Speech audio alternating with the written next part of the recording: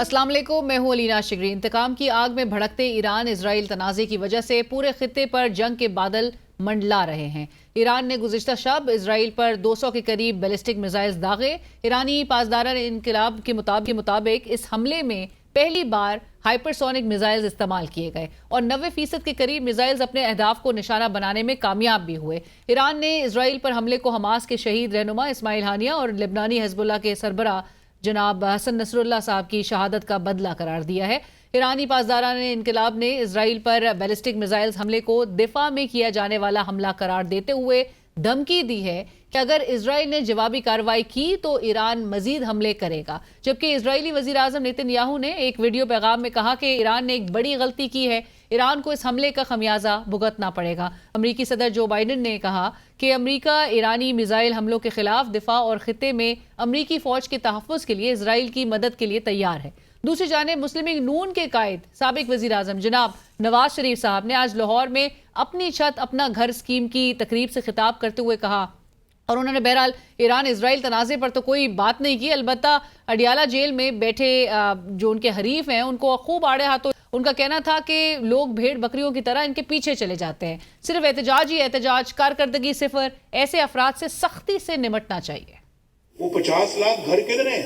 पूछे कोई भाई, पूछे जो भेड़ बकरियों की तरह से कई लोग उनके पीछे जो चल पड़ते हैं उनसे पूछे, कुछ नहीं है, कुछ नहीं, कारकर्दगी सिफर, मार धाड़ नंबर 1, और फिर एहतजाज सड़कों हमने मोटरवे से एहतजाज के लिए नहीं बनाई। ऐसे अनासर को सख्ती के साथ जो ना वो डील करना चाहिए।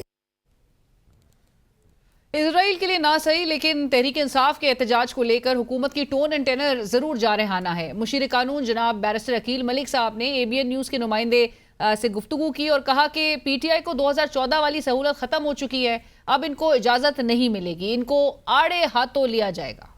जो 2014 में हो गया वो हो गया, उस टाइम सहूलतकारी मौजूद थी।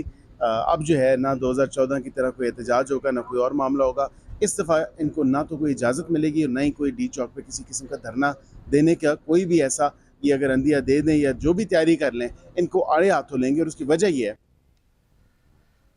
ऑपोजिशन जमात तहरीक इंसाफ भी लगता है कि किसी सूरत पीछे हटने को तैयार नहीं है। इंसाफ लॉयर्स फोरम के वकला ने सुप्रीम कोर्ट के बाहर एहतजाज करते हुए न सिर्फ शोला बयानी से काम लिया बल्कि चीफ जस्टिस ऑफ पाकिस्तान का पुतला भी नजर आतिश कर डाला। तहरीक इंसाफ के सेक्रेटरी जनरल जनाब सलमान अकबर राजा साहब ने कहा कि हमें फौजी अदालतों में पेश करने का मंसूबा है, कौम को मुल्क बचाने के लिए अब निकलना ही होगा।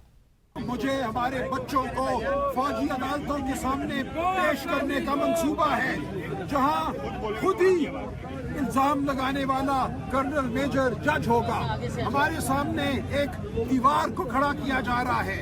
आप हमारा साथ इसलिए दीजिए कि शराफत का ये तकाजा है, मुल्क को बचाने का ये तकाजा है। चेयरमैन PTI जनाब बैरिस्टर गौहर खान साहब ने सुप्रीम कोर्ट के बाहर एहतजाज से खिताब करते हुए कहा कि हम अवाम के बुनियादी हुकूक के तहफ़्फ़ुज़ के लिए निकले हैं। आज पूरा मुल्क कंटेनरिस्तान बना हुआ है, कोई ऐसी जगह नहीं जहां पर कंटेनर ना हो। अवाम की बुनियादी हुकूक के तहफ़्फ़ुज़ के लिए निकले हैं। आज पूरा मुल्क को कंटेनरिस्तान बनाया है। कोई ऐसा चबक नहीं है जहां पर पुलिस के नाके न लगे हो, कोई ऐसी जगह नहीं है जहां कंटेनर न लगे हो। उधर Pakistan bar council, Balochistan high court bar association और बलूचिस्तान बार काउंसिल की जानिब से एक प्रेस रिलीज जारी की गई है, जिसमें आर्टिकल 63A केस की नज़रसानी दरख्वास्त के तनाजुर में मनपसंद बेंच की तश्कील को हॉर्स ट्रेडिंग और पार्लियामेंट में मंडी लगाने के मुतरादिफ करार दिया गया। ये भी कहा गया कि ये दुनिया की तारीख का स्याह दिन होगा जब आइन बनाने वालों की खरीदो फरोख्त हो, मंडी लगे और इसका फैसला सुप्रीम कोर्ट करे। आज सुबह सुप्रीम कोर्ट में आर्टिकल 63A नजरसानी अपील की समाअत के दौरान PTI के वकील बैरिस्टर अली जफर साहब ने 3 एतराज़ात उठाए। पहला एतराज़ ये था कि अदालत बेंच की तश्कील पर एतराज़ात का फैसला किए बगैर 63A नजरसानी दरख्वास्तों की समाअत नहीं कर सकती, जिस पर चीफ जस्टिस ने बैठे बैठे साथी जजों से मशावरत करके ऐलान किया कि यह बेंच मुत्तफिका तौर पर आपकी बेंच पर एतराज़ात वाली दरख्वास्त مسترد کرتا ہے۔ اس پر بیرسٹر علی ظفر صاحب نے کہا کہ اب تو ایک اور سنگین مسئلہ پیدا ہو گیا ہے۔ بینچ نے پوچھا وہ کیا، تو بیرسٹر صاحب نے کہا کہ کوئی بھی جج اپنے ذاتی معاملے میں فیصلہ نہیں سنا سکتا، اور جسٹس امین الدین صاحب اور جسٹس نعیم اختر افغان صاحب کی بینچ پر موجودگی پر اعتراضات ہیں، لہٰذا یہ دونوں ججز کیسے فیصلہ دے سکتے ہیں؟ اور اعتراض جب ججز کمیٹی کی تشکیل پر بھی ہو تو جسٹس امین الدین بطور کمیٹی رکن کیسے فیصلے کو جائز قرار دے سکتے ہیں؟ بینچ 5 کا تشکیل دیا گیا تھا، 4 ججز تو بیٹھ ہی نہیں سکتے تھے۔ 30 ستمبر کے عدالتی آرڈر کی کوئی حیثیت نہیں ہے، جس پر جسٹس جمال خان مندوخیل نے ریمارکس دیے کہ آپ سمجھ لیں ہم کمیٹی روم میں بیٹھے تھے۔ اس موقع پر چیف جسٹس قاضی فائز عیسیٰ صاحب نے بیرسٹر علی ظفر صاحب سے مکالمہ کرتے ہوئے کہا کہ اگنور کر دیں، جبکہ صدر سپریم کورٹ بار ایسوسی ایشن جناب شہزاد شوکت صاحب جب روسٹرم پر آئے تو چیف جسٹس صاحب نے شہزاد شوکت صاحب سے استفسار کیا کہ آپ کے دلائل تو مکمل ہو چکے تھے۔ شہزاد شوکت صاحب نے عدالت کو بتایا کہ تفصیلی فیصلے کے انتظار میں نظر ثانی دائر کرنے میں تاخیر ہوئی، مختصر فیصلہ آ چکا تھا لیکن تفصیلی فیصلے کا انتظار کر رہے تھے، جس پر جسٹس جمال خان مندوخیل نے ریمارکس دیتے ہوئے کہا کہ عام بندے کا کیس ہوتا تو بات اور تھی، کیا سپریم کورٹ بار کو بھی پتہ نہیں تھا نظر ثانی کتنی مدت میں دائر ہوتی ہے؟ کیس کی سماعت کے دوران اس وقت صورتحال یکسر سنگین ہو گئی ناظرین جب پی ٹی آئی سے تعلق رکھنے والے وکیل جناب مصطفین کاظمی صاحب روسٹرم پر آئے اور کہا کہ یہ 5 رکنی لارجر بینچ غیر آئینی ہے، غیر قانونی ہے، 2 ججز کی شمولیت غیر آئینی طریقے سے ہوئی ہے۔ چیف جسٹس نے استفسار کیا کہ آپ کس کی طرف سے ہیں، جس پر مصطفین کاظمی نے جواب دیا کہ میں پی ٹی آئی کی نمائندگی کر رہا ہوں۔ چیف جسٹس نے ہدایت دی کہ آپ بیٹھ جائیں، آپ نہیں بیٹھ رہے تو پولیس اہلکار کو بلا لیتے ہیں، جس پر مصطفین کاظمی نے کہا کہ آپ کر بھی یہی سکتے ہیں۔ چیف جسٹس نے عدالت میں سول کپڑوں میں موجود پولیس اہلکاروں کو ہدایت دی کہ اس جنٹلمین کو باہر نکالے۔ جواب میں مصطفین کاظمی نے کہا کہ باہر ہمارے 300 وکیل کھڑے ہیں، دیکھتے ہیں کیسے ہمارے خلاف فیصلہ دیتے ہیں۔ چیف جسٹس قاضی فائز عیسیٰ نے بیرسٹر علی ظفر صاحب سے مخاطب ہو کر کہا کہ یہ کیا ہو رہا ہے، آپ آئیں اور ہمیں بے عزت کریں، ہم یہ ہرگز برداشت نہیں کریں گے۔ ججز سے بدتمیزی کا یہ طریقہ اب عام ہو گیا ہے۔ اس دوران جسٹس جمال خان مندوخیل نے معنی خیز ریمارکس دیتے ہوئے کہا اور بیرسٹر علی ظفر صاحب سے مخاطب ہو کر وہ کہہ رہے تھے کہ آپ کے لیے جو تھوڑی بہت ہمدردی تھی آپ کے رویے سے وہ بھی ختم ہو گئی۔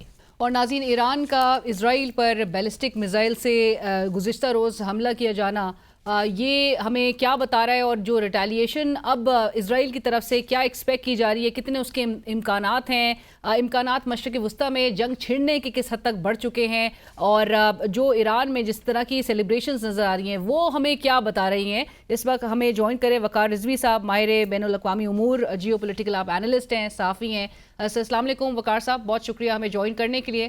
وقار صاحب، گزشتہ روز کی جو ایک بڑی ڈیولپمنٹ ہے، ایران نے جس طرح سے بیلسٹک میزائلز جو ہے وہ لانچ کیے ٹورڈز اسرائیل، یہ اس کے حوالے سے ضرور بتائیے گا، کیونکہ ایک طرف ہم ایران میں سیلیبریشنز ان کے لوگوں میں ایک نظر آ رہا ہے کہ ایک سینس آف پرائیڈ ہے، وہ ریفلیکٹ کر رہا ہے، یہ بھی ہمیں کیا بتا رہا ہے؟ Does this in your opinion reflect a sense of pressure جو کہ ایران پر تھا in order to give a response، اور response بھی اس extent پہ جا کے؟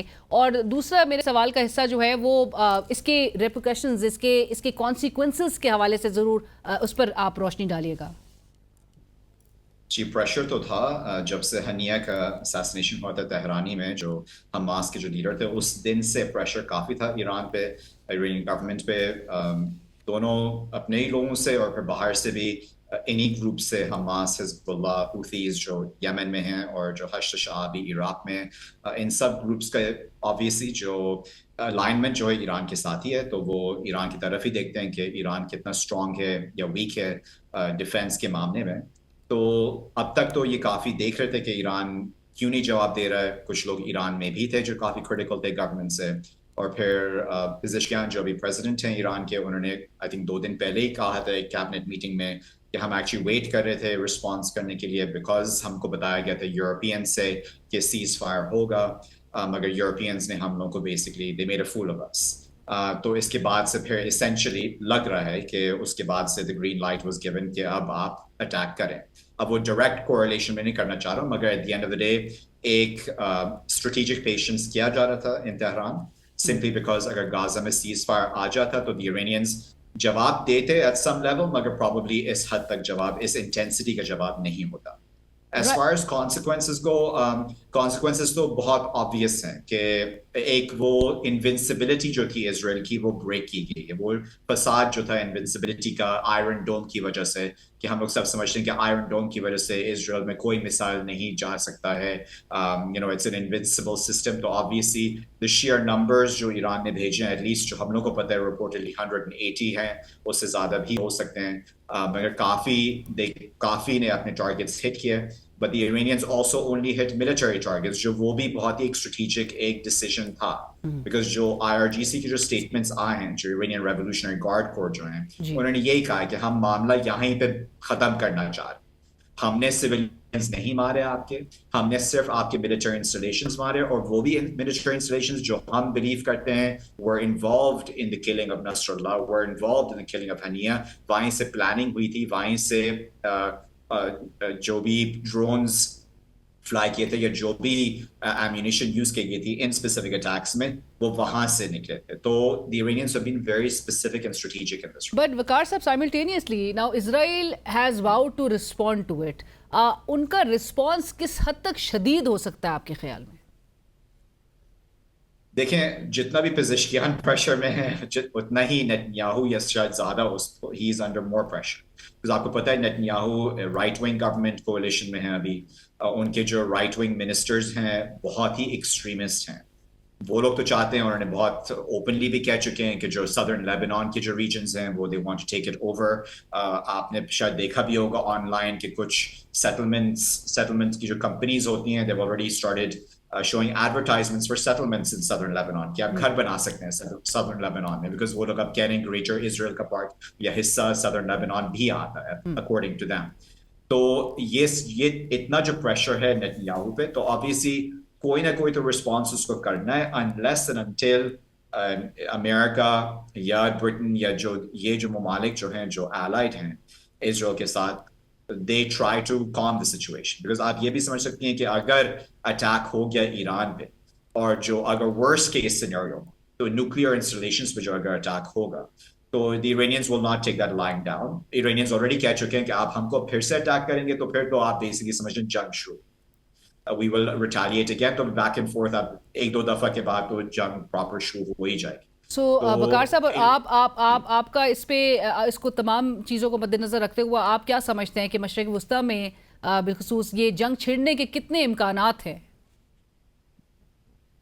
امکانات تو بہت ہیں, مگر وہ ہے کہ behind the scenes جیسے آپ بھی سمجھتی ہیں diplomacy must be happening at a very fast pace.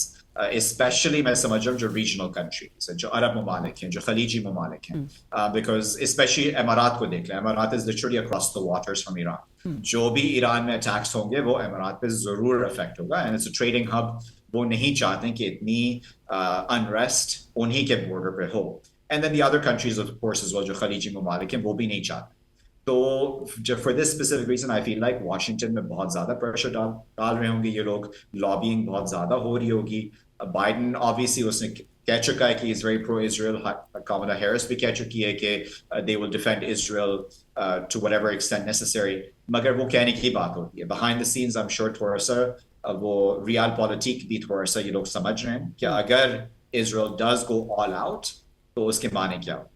Right, thank you so much Waqar صاحب, بہت شکریہ آپ کے تجزیے کے لیے, and thank you for joining us. Waqar Rizvi ہم سے بات کرے تھے, جیو پولیٹیکل اینالسٹ ہیں, آلسو جرنلسٹ. اور اسی کے ساتھ ہی بڑھیں گے ہم ایک بریک کی طرف. بریک کے بعد جب واپس آئیں گے, سپریم کورٹ میں 63A ریویو کیس جو ہے آج جاری رہا, اس میں اہم جو ڈیولپمنٹ سامنے آئی اور اہم ریمارکس سامنے آئے ہیں, اس حوالے سے گفتگو ہوگی ایک بریک کے بعد.